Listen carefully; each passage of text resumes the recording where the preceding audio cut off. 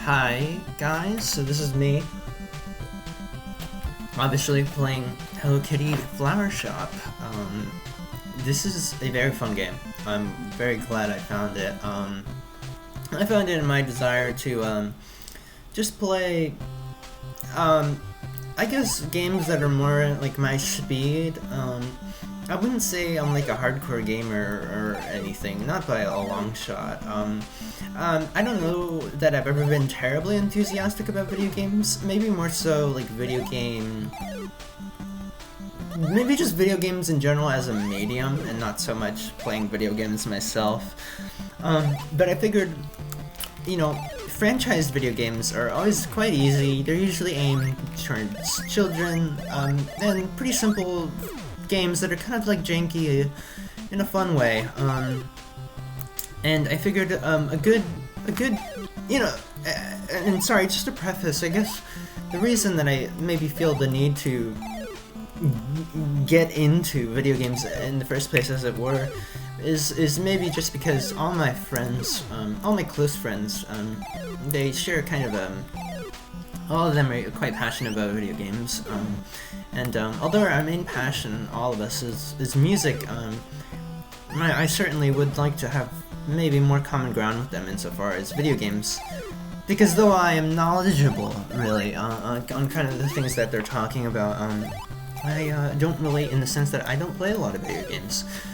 And so I thought it'd be fun to seek out video games that not only would be easy, but also kind of enjoyable for me, and on another level as well, in the sense that I already enjoyed the subject matter, or the base material, I guess, you know. And so Sanrio video games. I wanted to seek out Sanrio video games, and I especially was interested in playing some older ones.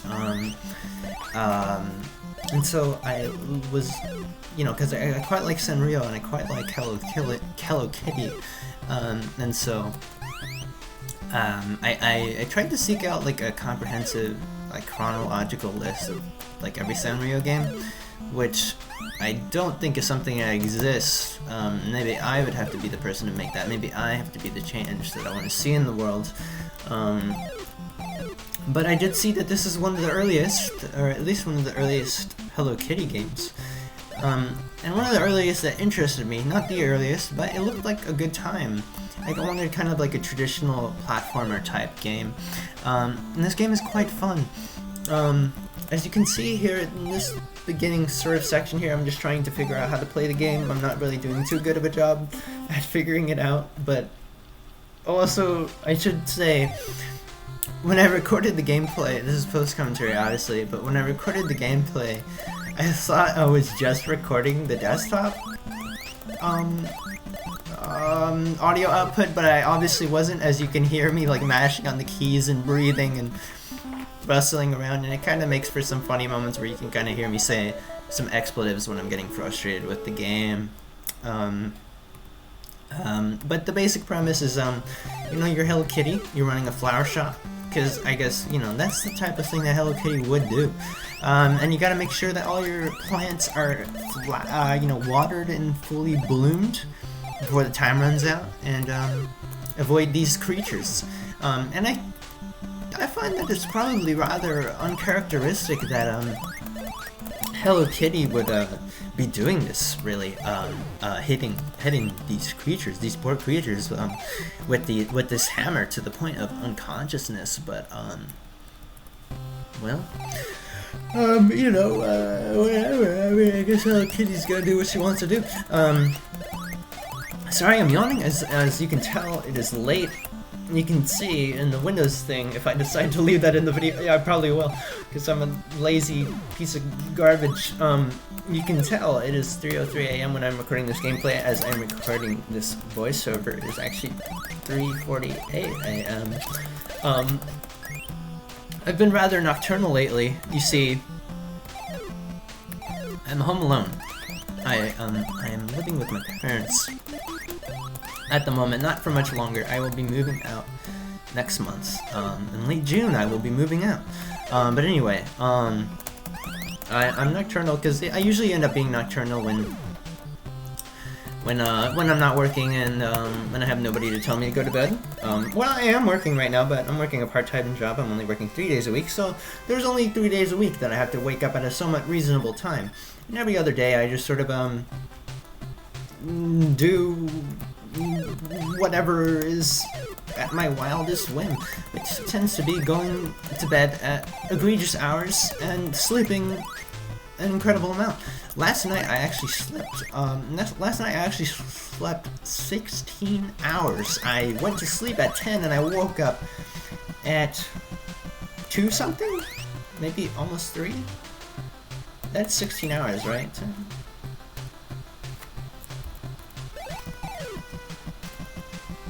I think I slept almost 17 hours actually. I was very exhausted. I'm sorry, I had to do the math on it. I was never a math guy. I was never good at math in my head necessarily, which is one of the reasons I'm not smart. You know, I'm not a smart guy. If I had to guess my IQ, it's probably 90 something. But anyway, I'm sorry. Yes, the reason I was so tired is I had this very clingy, very emotionally needy friend. I do love her and everything. Her name is Eliana. There's some videos featuring her, or maybe a video featuring her on this channel. She's just, you know, very classic BPD, like great fear of abandonment, real or imagined, you know, DSM-5, just textbook DSM-5 stuff. I guess that's redundant to say textbook DSM-5, but anyway, you know what I'm saying. Textbook BPD stuff, really. By the way, as you can see, this level is more complex. I was having a hard time moving platforms and stuff. I think that's a recurring theme with the rest of the levels, as far as I can tell. But anyway, yeah, she's very needy, and she's we've been friends for a long time. Maybe since I was 15 and she was 14. I remember when I first met her, I had an initial attraction to her. I'm not really any longer attracted to her at all, and haven't been for a very long time. It was very early in our friendship. Romantic attraction, by the way. But she always wants to spend quite a lot of time with me. And whenever we spend time together, she kind of wants to spend the entire day together and never wants to leave, and it's very taxing on me. I think I'm an introverted person. I'm an introvert. You know, I need time by myself. Otherwise, I get very exhausted. You know, very tired, and I feel very drained. It is so funny how hard you can hear me mashing on the down button here. But, you know, I get very tired and I get very drained. My personality type, I'm an INFP. And it's just hard on me, really. And this was just the full realization of her neediness. I mean, every time she's come over to my house in like the past, I don't know, what, 2 years, I guess, or so, she's always kind of been like, oh, I don't want to leave, I want to sleep over, and I'm like, oh, ha ha ha, wouldn't that be fun?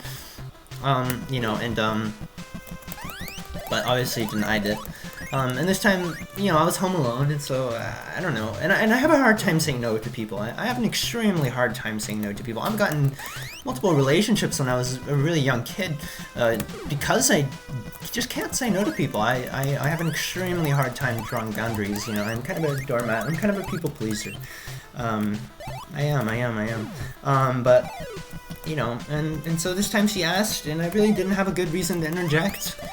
And I just really wanted to say no, but I just couldn't. There's just no possible way I could. And so she ended up sleeping over with me, and so basically I kind of just ended up spending, and before she slept over, I had already spent basically the entire day with her, so I basically spent like probably like 36 hours in total, or more, like with this girl.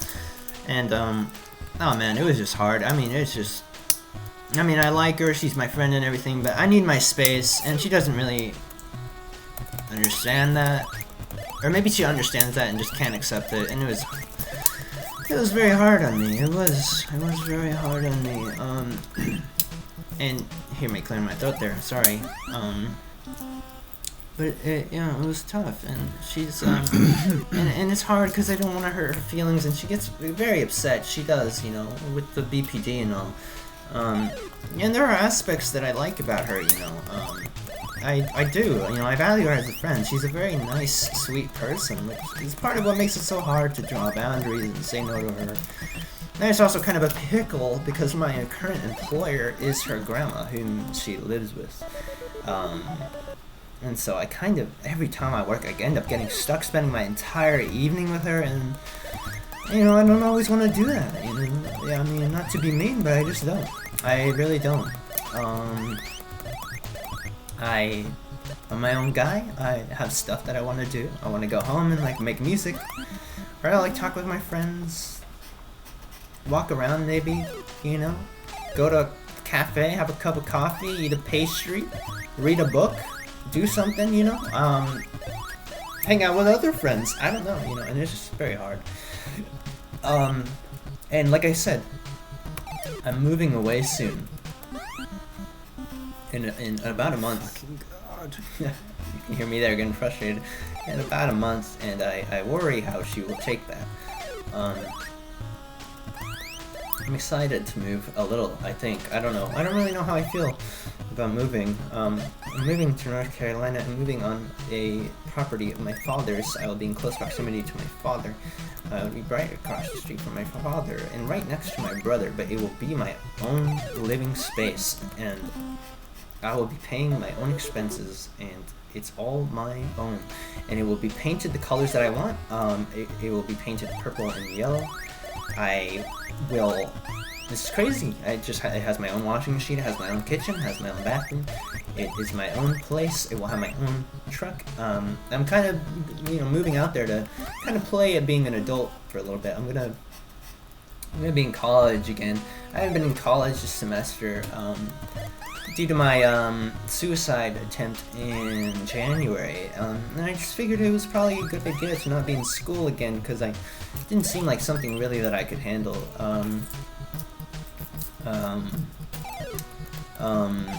And I don't know, it's a bit scary because it's hard to say to what extent I feel that I could even handle it now, because I realize, even if I'm depressed, I mean, depression is maybe the biggest blockade to getting things done, but I don't know, it's hard, because I do still have some very strong depressive episodes and some very strong suicidal episodes, and then there's my ADHD, which is a constant, and I don't know, there's a recent time, where I'm still having some very strong suicidality, and it's hard to do that, or to feel that, especially after a suicide attempt, because it just makes you feel, it really makes you question, how much progress you made, and it's scary.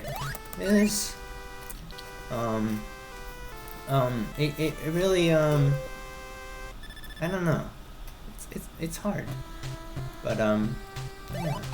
The future is uncertain, the future's scary, but we'll see, man. It's exciting in a sense. I have my own PS4, I'm gonna be able to get a cat.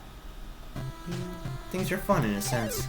But this is the end of that episode. There's that bonus stage, and I failed at it almost immediately, and I went to stage 4 for a little bit, but I decided that I want to save that for another time, so, that's the end of that for now. Thank you for watching. I love you all so much, and tune in to the next part. I'll see how I divvy this up, I don't know. Bye. I love you.